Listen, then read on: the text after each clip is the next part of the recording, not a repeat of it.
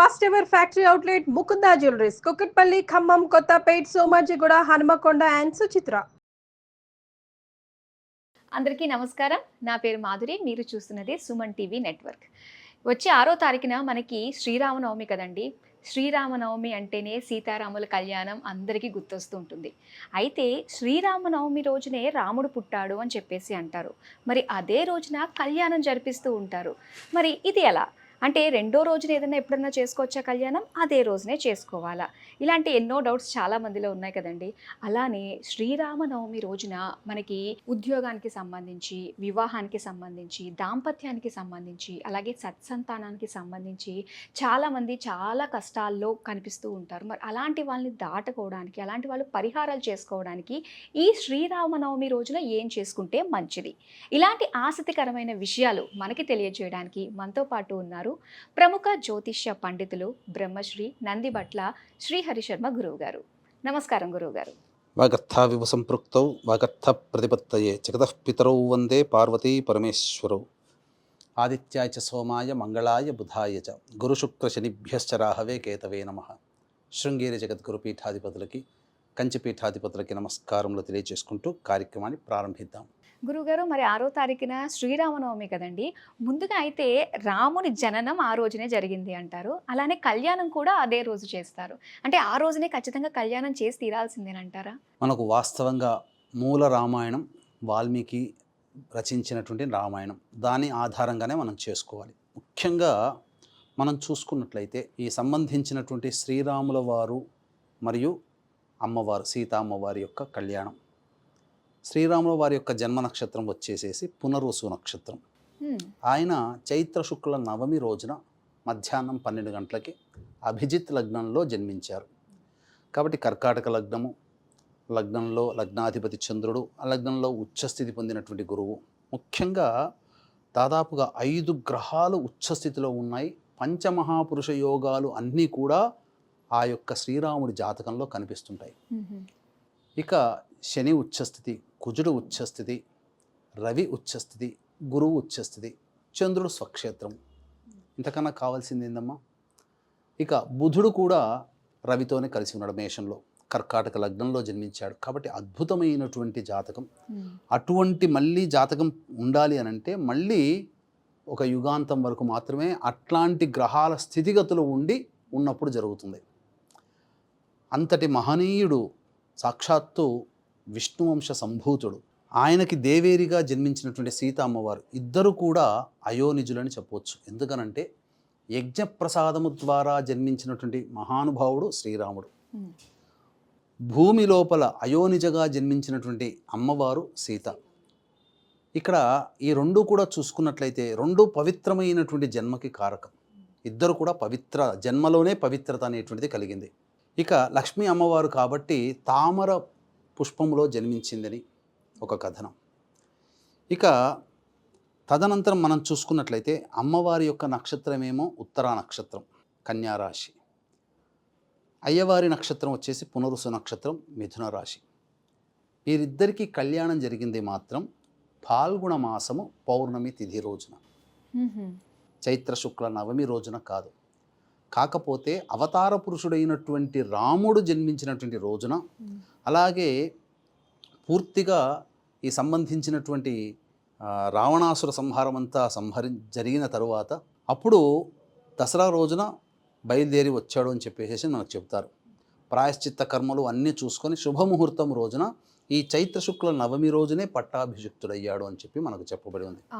కాబట్టి పురాణ పురుషుడైనటువంటి ఈ శ్రీరాముడి యొక్క జన్మదినం రోజునే కళ్యాణం జరుపుకోవడం మనకు యుగాలుగా ఆనవాయితీగా వస్తుంది. కాబట్టి చైత్ర శుక్ల నవమి రోజున శ్రీరాముడిని ఉద్దేశించి ఆయన జన్మించినటువంటి రోజున సందర్భముగా అప్పుడు ఆ రోజు నుంచి కళ్యాణం జరుపుకోవడం, శ్రీరాముల వారి నిర్యాణ తదనంతరం కళ్యాణం జరుపుకోవడం అనేటువంటిది అనాదిగా వస్తున్నటువంటి ఆచారం.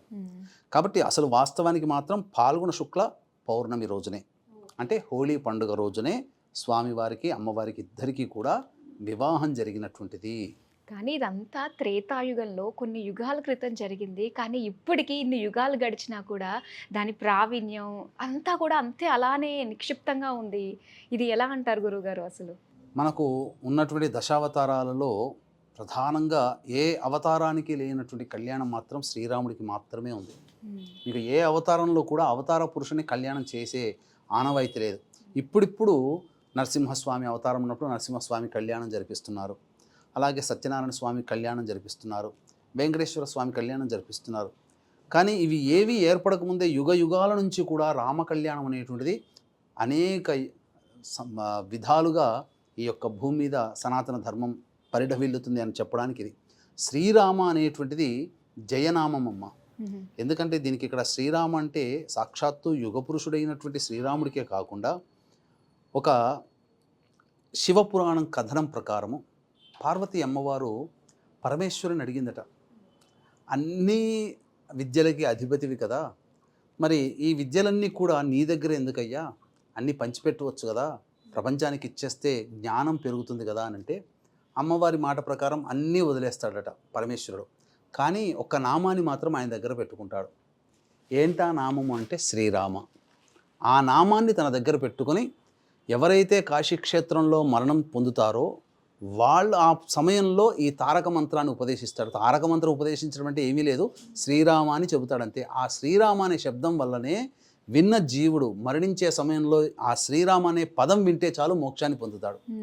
కాబట్టి ఎవరైనా చనిపోతున్నా శ్రీరామ శ్రీరామ అనుకుంటూ తీసుకుని వెళ్తుంటుంటారు. అంత్యదశలో ఉన్న వాళ్ళకి శ్రీరామనామ జపం చేస్తారు.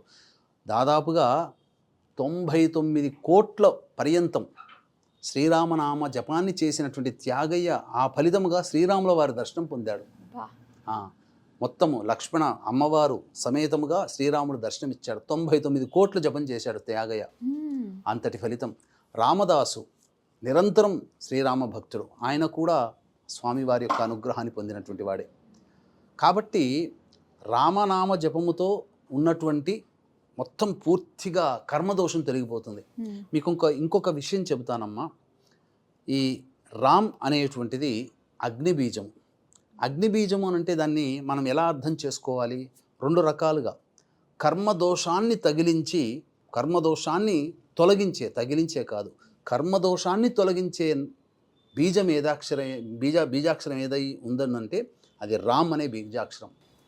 కాబట్టి ఇప్పుడు చాలామంది తెలియక ఏదో పిచ్చి పిచ్చి పేర్లు పెట్టుకొని ఆ పిచ్చి పేర్లున్న వాళ్ళ పక్కన రామ్ అనే బీజాక్షరం చెప్పి వాళ్ళు దేవుళ్ళుగా గురువులుగా కొలుస్తున్నారు.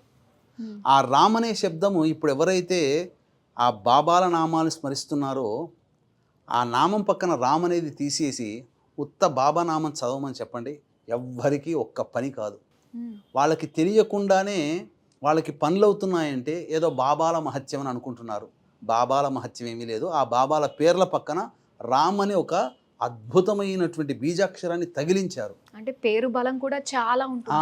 రామ్ అనేటువంటిది కర్మదోషాన్ని తొలగిస్తుంది. ఇప్పుడు హిరణ్యాక్షుడు, హిరణ్యకశిపుడు, శిశుపాలుడు, దంతవక్త్రుడు వీళ్ళందరూ కూడా తెలిసి తెలియక విష్ణువుని ద్వేషిస్తూ విష్ణువుని నామాన్నే సదా స్మరిస్తూ ఉన్నారు. అందువల్ల వాళ్ళకి తొందరగా మోక్షం కలిగింది. అట్లాగే ఈ బాబాల పేర్ల పక్కన రామ్ అనేటువంటిది పెట్టుకొని పిలుచుకోవడం వల్ల అదేదో బాబాల మహత్యం అనుకొని ఫీల్ అవుతున్నారు. కానీ బాబాల మహత్యం కాదు, అది రాముడి మహత్యం, రామనామానికి ఉన్నటువంటి మహత్యము. కాబట్టి ఇంతటి మహత్తరమైనటువంటి రామనామము కర్మదోషాలను తొలగిస్తుంది. అంతేకాకుండా రామ్ అనేటువంటిది అగ్నిబీజము. హిమాలయాల్లో తపస్సు చేసుకునే సాధువులు -20 డిగ్రీస్లో కూడా ఎలా ఉండగలుగుతున్నారు అని అంటే వాళ్ళు నిరంతరం రామనామ జపాన్ని సిద్ధింపచేసుకున్నారు. నామజపాన్ని జపిస్తూ ఆ నామజపం యొక్క సిద్ధత్వాన్ని వాళ్ళు పొందారు. కాబట్టి ఒంటి మీద నూలు పోగు లేకుండానైనా కానీ ఉండగలుగుతున్నారు. దీనికి ఉదాహరణ మనం కూడా చేసి చూడవచ్చు.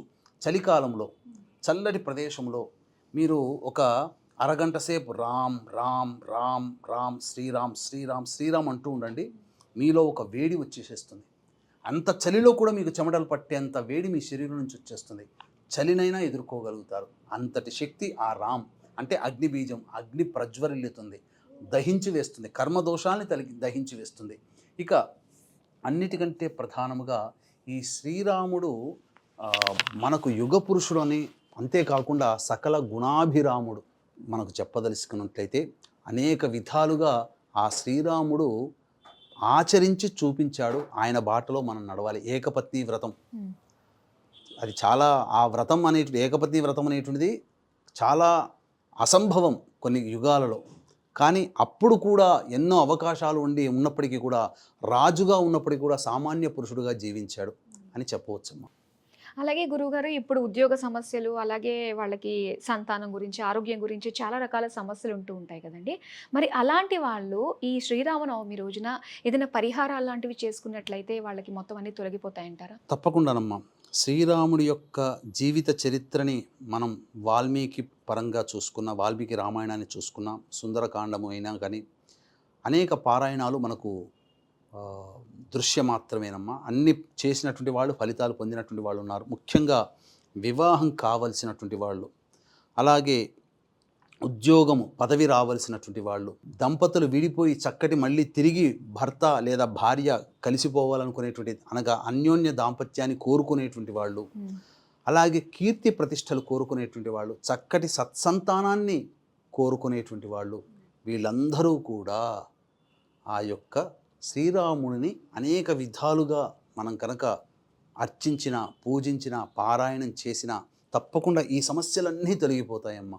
దీన్ని దృష్టిలో పెట్టుకొని వీక్షించేటువంటి ప్రేక్షకులు గమనించాల్సినటువంటిది ప్రధానముగా ఈ యొక్క చైత్ర పౌర్ణమి మనకు ఈ ప్రాంతములలో హనుమత్ జయంతిగా పిలుచుకోవడం జరుగుతుంది 12వ తారీఖు రోజున.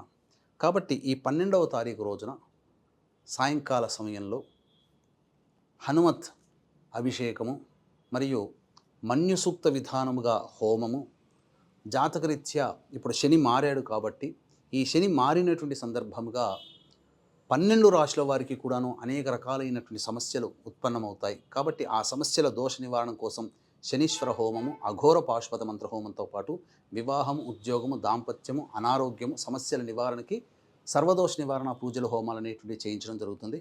ముఖ్యంగా ఈ యొక్క కార్యక్రమంలో నమోదు చేసుకునేటువంటి వాళ్ళు కార్యక్రమ తదనంతరం కాంటాక్ట్ చేసి మీ గోత్రనామాలు నమోదు చేసుకోవచ్చు.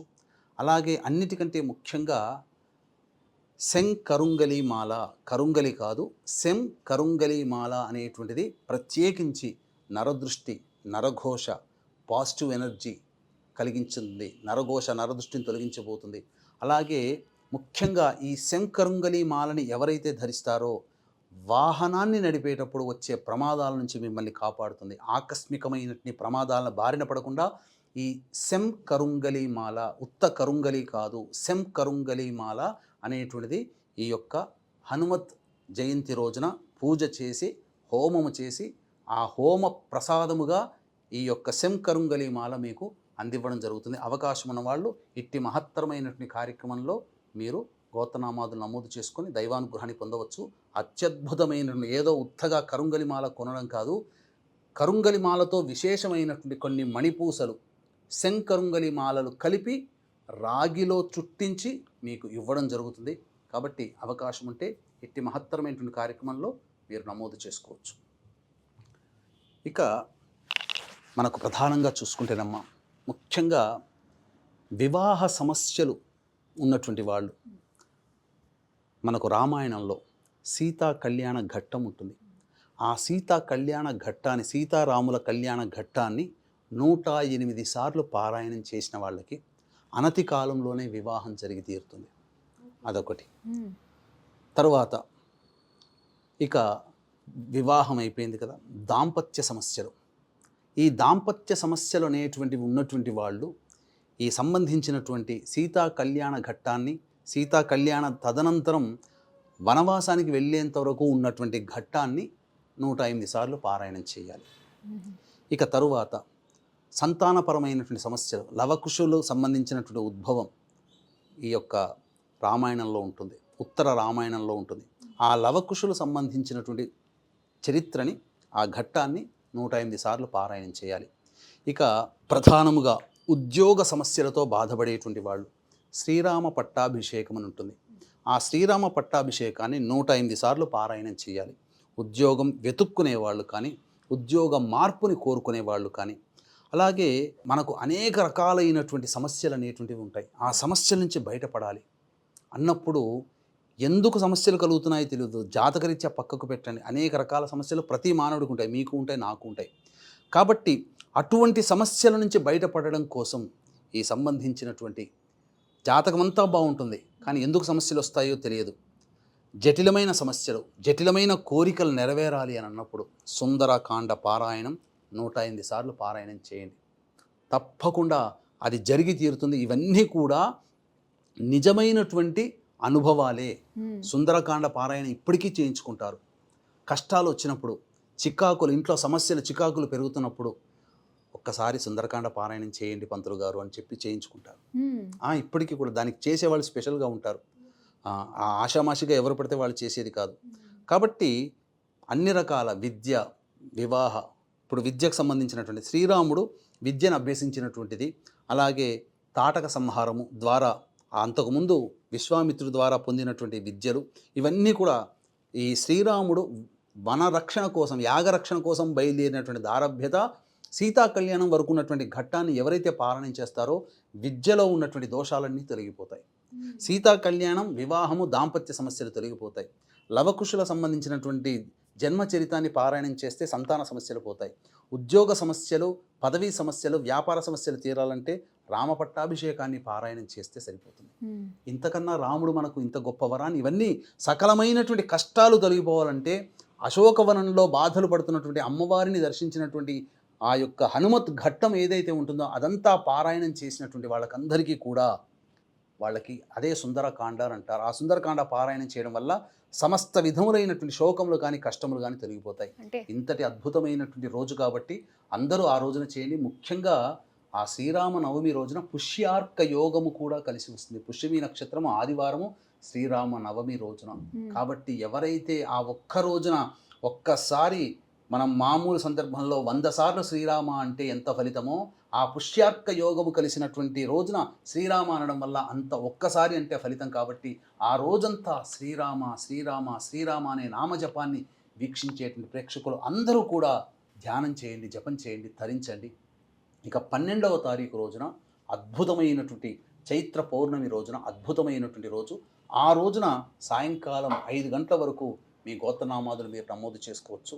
తదనంతరం చక్కగా ఈ హనుమత్ జయంతి సందర్భంగా జాతకరీత్యా ఉన్నటువంటి అనేక దోషాలు తొలగిపోవాలి, విద్య, వివాహ, ఉద్యోగ, దాంపత్య, అనారోగ్య సమస్యలు తొలగిపోవాలనే సదుద్దేశంతో, అలాగే ముఖ్యంగా ప్రతి వ్యక్తి కూడాను బండి మీద నడుపుతూ ఉంటుంటాడు. ఆ బండి మీద ఉన్నటువంటి అనేకమైనటువంటి ఆకస్మిక ప్రమాదాలు జరగకుండా ఉండాలంటే మనకి రక్షగా ఒక మాల కావాలి. అదే శంకరుంగలి మాల. ఆ కరుంగలి మాలని మీకు పూజ చేసి, ఏదో అలా చూసేసి ఏదో కుంకుమ బొట్లని కాకుండా ప్రత్యక్షముగా అక్కడ పూజ చేసి మీకు ఇవ్వడం జరుగుతుంది. హోమ త్యాగము, ఆ పూజ చేసే విధానం కూడా, ఆ యొక్క హోమం చేసే శక్తినంతా కూడా ఆ యొక్క మాలకి ఆపాదింపచేసి శక్తిపాతము చేసినటువంటి మాలని మీకు పంపించడం జరుగుతుంది. అద్భుతమైనటువంటి అవకాశాన్ని ఎవ్వరు కూడా మిస్ చేసుకోకండి. ఎందుకనంటే మనకు ఆంధ్ర ప్రాంతంలో కానీ తెలంగాణ ప్రాంతంలో కానీ దారి పొడవున హనుమత్ విగ్రహాన్ని ఎందుకు ప్రతిష్ఠిస్తారంటే ఆకస్మిక ప్రమాదాలు చోటు చేసుకోకుండా ఉండడం, హనుమంతుని రక్షగా అక్కడ రోడ్డు మీదనే హనుమంతుడి పెద్ద పెద్ద విగ్రహాలు ప్రతిష్ఠిస్తారు. అందరూ కూడా కొత్త వాహనాన్ని కొంటారు కదమ్మా. కొత్త వాహనాన్ని కొన్నప్పుడల్లా అందరూ హనుమత్ దేవాలయానికి ఎందుకు మొదటి పూజ బండి పూజ చేస్తారు అంటే వాహన పూజ. అంటే ఆ వాహన పూజ హనుమంతుని దేవాలయంలో చేస్తే హనుమంతుని యొక్క అనుగ్రహం వల్ల అటువంటి బండికి యాక్సిడెంట్ కాదు, ఆ బండి మీద నడిపే వాళ్ళకి ఎటువంటి ఇబ్బందులు కలగవు. అంతటి శక్తి కలిగినటువంటి చైత్ర పౌర్ణమి రోజున, హనుమత్ జయంతి రోజున మీకు శక్తిపాతము చేసి మన్యుసూక్త విధానముగా పూజ చేసినటువంటి శంకరుంగలి మాల మీకు ఇవ్వడం జరుగుతుంది. చాలా తక్కువ మందికి, దాదాపుగా 30 మందికి మాత్రమే దీన్ని ఇవ్వదలుచుకున్నామమ్మా. అవకాశం ఉన్న వాళ్ళు కార్యక్రమ తదనంతరం కాంటాక్ట్ చేసి నమోదు చేసుకొని ఈ యొక్క పూజలో నమోదు చేసుకోవడం ద్వారా ఆ మాలని పొందవచ్చు. చాలా సంతోషం గురువుగారు. శ్రీరామనవమి రోజు మనం చేయాల్సిన, అంటే ప్రతి ఒక్క మానవుడికి ఉన్న సమస్యలు తీరాలి అంటే ఆ రోజు మీరు చెప్పినట్టుగానే ఆ రామఘట్టాలు అన్నీ కూడా చక్కగా మనం పారాయణ చేసుకుంటే చాలా మంచి జరుగుతుందని తెలియజేసినందుకు ధన్యవాదాలు. సర్వం శ్రీ ఉమామహేశ్వర పరబ్రహ్మార్పణమస్తు.